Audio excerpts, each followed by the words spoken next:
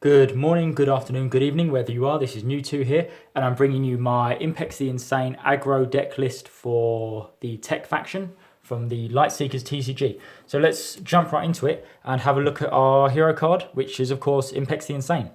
So Impex the Insane is a 32 health hero with superior element explosive and the awesome ability to deal 2 damage to yourself and another hero, which can't be increased by effects. So yeah, no alchemy labs or anything like that with him.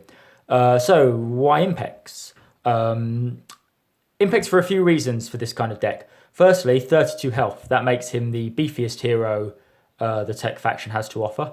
So by 2 clear health. So I really like that about him. Often a lot of cards in this deck, you're going to be taking a bit of chip damage. So to have someone as bulky as Impex just really sets you off on the right foot. Secondly, the superior element for explosive is so good. Most of this deck is explosive. If you want to play aggro, you've got to play explosive, and yeah, he just lets you play those double element cards there. And finally, his ability is pretty decent as well. Once a turn you can go boom, boom, boom, boom. You can hit him for 2 damage to yourself and another hero. The 2 damage to yourself isn't much of a problem. We've got ways to mitigate that. But being able to deal 2 damage consistently, if you wanted to your opponent, is a skill that shouldn't be overlooked. So let's get right into the bread and butter and have a look at our attack cards. So our first one is not an explosive element, it's a time element, and it is the card Looper. So 6 damage, the recipient draws 1 card. So basically your opponent's going to draw 1 card from this 6 damage. I love Looper. Often I think them drawing a card is well worth it. Do you know Looper and Fumbling Alchemist is 12 damage on turn 1, 11 damage with Exmercenary on turn 1. It's big damage, and this deck likes big damage. You don't care about what they can do. Let them get all their cards they want. You're going to knock them out before they manage to set up. So we run 3 Loopers. Next, let's have a look at our Craze Bomber here. Now, Craze Bomber is one of the 2 buff removals we have in this deck. So Craze Bomber here is a burn, so it stays in the discard. You can remove up to 3 buffs, your opponent's buffs. And then if you do, and if you have 2 action buffs, you have to remove those 2 action buffs from yourself. But what's cool, like Fumbling Alchemist down there, is that if you don't have any buffs in play, you can still remove up to 3 of your opponent's buffs. So yeah, we run 3 Craze Bomber there, just to deal with tricky buffs that try to change the pace of the game. You want to keep the pace going quick. You want to be doing the damage. When someone plays down a defensive buff, you can't be attacked. You reduce damage. Bubblefish, minus damage by 2, minus damage by 3. You don't want that. So Craze Bomber's there to help you out. Get rid of them. Next, Exmercenary. A great card here. Explosive element again. 5 damage. That's it. Nothing fancy about it, but it's a great opener. I mean, even if you played this and passed turn 1, dealing 5 damage is still pretty decent. So yeah, really like Exmercenary, so we run him at a 3 of, and he just combos well with your other big attack hitters. Now the big boy attack card is my favourite card in the deck, Fumbling Alchemist. 6 damage to your opponent and discard 1 of your combo cards. Now, you can still play this card, even if you don't have a combo card in your hand. You just reveal your hand to your opponent, and you can do it in a way where you only show them the base like that, so they'll only see attack there. Yep, so you don't have to discard it if you don't have one, and you can still hit for 6 damage. So clever play will see you really being able to play Fumbling Alchemists without any negative drawback at all. So you can play Fumbling Alchemist into Exmercenary, 11 damage. Fumbling Alchemist and Looper there, that's 12 damage. And 12 damage is a third of your opponent's health, over a third of your opponent's health in some respects. Straight up, that's going to put the pressure on them straight away if that's your turn 1 play. So let's have a look at the buffs. 3 Maniacal Machine, my favourite buff in the deck. Maniacal Machine is a 4-corner card with X as its top left, which deals rotate damage to your target. So 3, 6, 9, and when this leaves play, you take 3 damage. Now you see this is a common theme in the deck. A lot of our cards deal damage to us, but we don't have to worry too much about it because we have ways to mitigate this. We got Regen Chamber, we got Tyrax Fixer there. But really, with Fountain of Time, which is one of our defend cards that we have, we can play smart. We can use Fountain of Time to rotate Maniacal Machine backwards so it doesn't have to expire.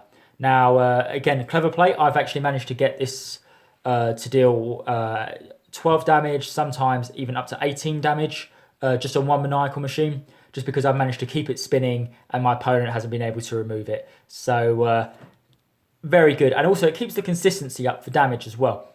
Because say turn 1 you might play Tyrax, Mercenary and Fumbling Alchemist for 11 damage. Next turn you play Maniacal and Pass. So then the turn after you can deal 3 damage. Let's say you play like another Fumbling Alchemist. That's 9 damage that turn. There's 20 damage they've taken in total over 2 turns, and you've got to draw a card. It's crazy good. It's crazy good. So I really like these. Regen Chamber. So Regen Chamber is an irregular buff that we have, and it's going to grant you 2 healing at the start of your turn. So that's really, really good. We run 3 to help mitigate the life effects of Maniacal Machine, Callosity Chamber, Impex's ability. These will spin when you receive damage, and that's the besides using a card that removes buffs from play, that's the only way to get rid of it. Regen will just stay in the field permanently, so your opponent is going to try and want to spin it all the way up. And you know, even if they do spin it up to the top, hopefully you'll be able to play a card like a Fountain of Time or Warp Toad to pick it back up before that happens. So we run a 2-off Colossal Cannon as our penultimate buff, and Colossal Cannon's really good. And for me, it sums up the tech faction perfectly. Damage to yourself, but then massive damage to your opponent. So we run 2 because you are going to take 4 damage in total to get this card to deal the 11 to you. So there is a bit of a trade-off. Your opponents will almost always seek to get rid of it. There's no way they're going to let that sit on the field and deal that 11 damage. You know, they're going to dig for their buff removal cards to get rid of it. So really you want to combine Colossal Cannon with a Fountain of Time to speed that up. Sometimes they can't deal with it, and you can just watch as the card rotates and hits them. But often you're going to want to speed this one up, and you know, it's a lot of damage. If you've got 2 off and you manage to get the effects, that's 22 damage that you've been able to hit them for. Yeah, it's very, very good. But the risk might be too great to run a full 3.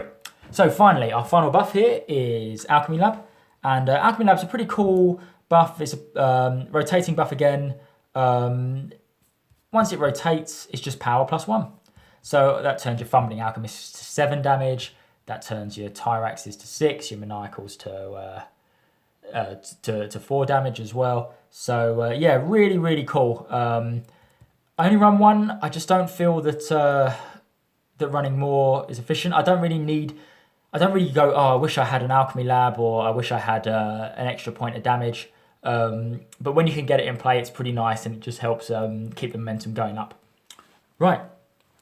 Our big player defend card here onto the defense cards is Fountain of Time. We run 3 Fountain of Times because they're just so good. You know, you'll see other decks besides Tech running these. They're splashing the colors so they can utilize this crazy, crazy card, which lets you rotate your buffs, any buff, either backwards or forwards. You know, that keeps your regens in play. That speeds up your maniacals or keeps your maniacals in play. Gets your Colossal Cannons to doing the big damage. It can even just force your opponent's buffs just to rotate out or reset them. You know, all round, I really, really like Fountain of Time. I'd run 4 if I could. You can only run 3. Yeah, fantastic. Next up is our healer, Tyrax Fixer. 4 healing, increase this by 3 if your health is less than 15. And again, if you're familiar with tech, you will also be familiar that your health will almost always be below 15. And really, that 7 healing is so good. So good. I mean, you're at 10 life, you play down Tyrax Fixer, you're back to 17. You know, it's such a positive swing. I can see no reason why not to run 3. Finally, penultimately, we run 2 Warp Toads here. Warp Toads are really good. It's the second part of your buff removal in this deck. Your first one being Crazed Bomber. Second one is Warp Toad. And Warp Toad returns up to 3 buffs in play on any hero to their owner's hands. So that includes combo buffs. You know, it allows you to preserve your regens, your Colossies, even your Maniacals. It stops them from being discarded. But it also helps get rid of your opponent's cards. What if they've played a big combo buff down? You know, you can't attack. how are you going to get rid of that? You're going to get rid of it with Warp Toad. You just send it right back to their hand, bounce it back, and if they want to pay the cost again, well, let them waste their hand cards and momentum to do it. All the while, you're chipping away at them. Our final defend card is Umbron Marauder. I really like Umbron. He deals 6 damage to heroes with the most health. It's a great turn 2 play if you, if you're going second, your opponent might try and hit you for 3, maybe 5 damage. You can just smack back right away with an Umbron. Yeah, I love it. And of course, it kind of combos well with the nature of the deck, really. You know, you're taking little bits of chip damage each time. So maybe at the start of your turn, you're a bit, if you haven't got regen chamber in play, you're a bit lower health than your opponent. You know, you can hit Umbron Marauder before it, or you can chip down with Impex, maybe below your opponent's life, and then hit them with Umbron as well. So yeah, so really cool. I do like the one-off Umbron. So let's have a look at our combo buffs. Our first one is Minefield.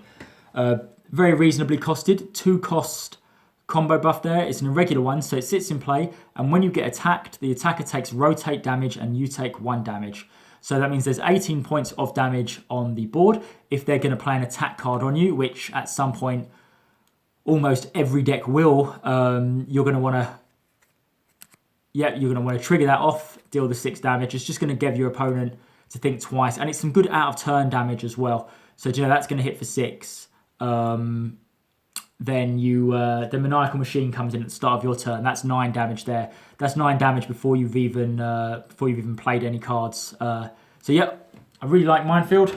And of course you can use Warp Toad to pick it back up again as well. So it might not even have to expire.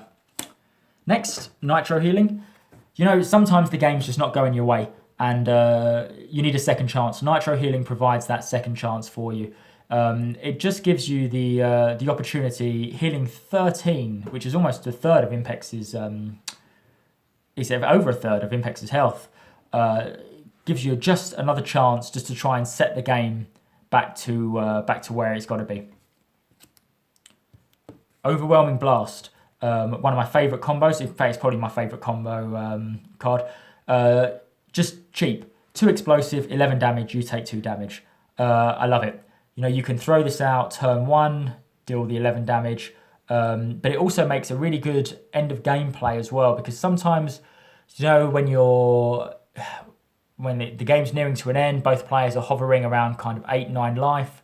You know, no one can, you know, your buffs are in play, no one can push each other. Sometimes Overwhelming Blast just helps tip the scale to game. So really like that. Cheap as well, same as Time Flicker here.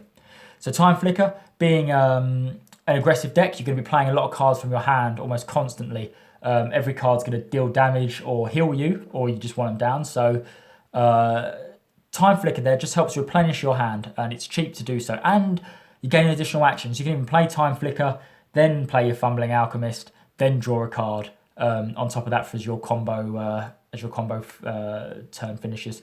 So I really, really like Time Flicker, and I would recommend it in pretty much every tech deck. I don't see why you wouldn't run this, even if it's not an aggro one. Finally, Smart Bomb, a card I've gained newfound respect for. Smart Bomb's great, you know. What you can do with this card here is you're going to get your opponent down to 16 life, no problem.